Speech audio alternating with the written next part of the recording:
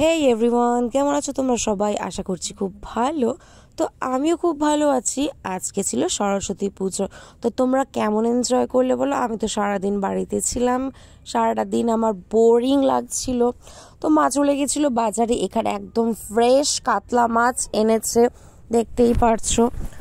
তো আজকে ভাবছিলাম বিরিয়ানি রান্না করব, কিন্তু চাল ছিল না, তো কালকে সেটা করার চেষ্টা করব।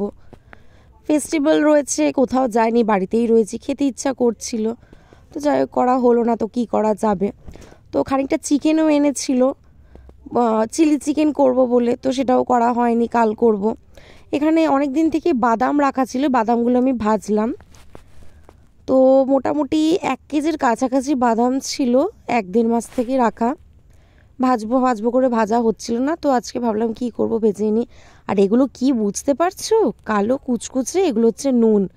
এই নুনের মধ্যে বাদামগুলো ভেজেছি, মোটামুটি 5-6 বার ভাজার পরে এই হাল হয়ে গেছে। তো এই বিষাক্ত নুনের মধ্যে আর ভাজবো না, এটাকে ফেলে দেব। তো এরপরে সবথেকে বোরিং কাজ সেগুলো হলো বসে বসে সময় নিয়ে বাদামের চোকলাগুলোকে ছাড়ানো, এটা সব থেকে ল্যাদ লাগে। দেন ব্রেকফাস্ট করে নিয়েছিলাম বাঁধাকপি আর পাউরুটি দিয়ে।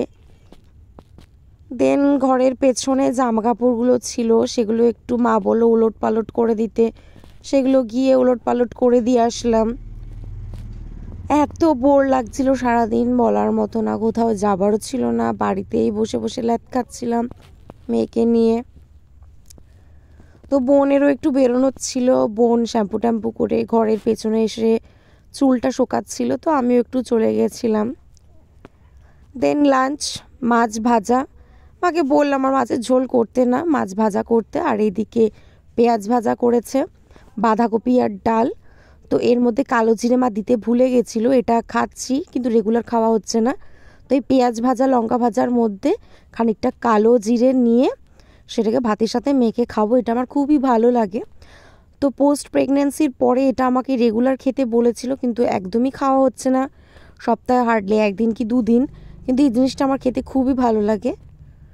তোমাদের কাদের কাদের ভালো লাগে? অনেক মহিলা আছো যারা খাও, প্রেগন্যান্সি ছাড়াও খাও। এটা আমি এক কাকিমার বাড়িতে খেয়েছিলাম, তো সেখান থেকেই বেশ ভালোই লেগেছিল। দেন চলে এলাম আমার মেয়ের কাছে। আমার মেয়ে ঘুমিয়েছিল, তো একটু ঘুমটা ওর ভেঙেছে। এখানে দেখো ঢুলু ঢুলু চোখে তাকিয়ে রয়েছে। আর এখানে ওর মাথার সাইডে দেখো একটা ফুল এঁকে দিয়েছি। তো তোমরা যদি পুরো ভিডিওটা দেখে থাকো তো গেস করে বলো যে এই ফুলটা আর কাকে দেখেছো। দেন বাইরে দাঁড়িয়েছিলাম, যাচ্ছিল আখের রস, 1 গ্লাস আখের রস খেয়ে নিলাম। দেন খাওয়ার পরে ঘুম দিলাম একটু। তো তোমাদের আজকের দিনটা কীরকম কাটলো অবশ্যই জানিও। Bye bye.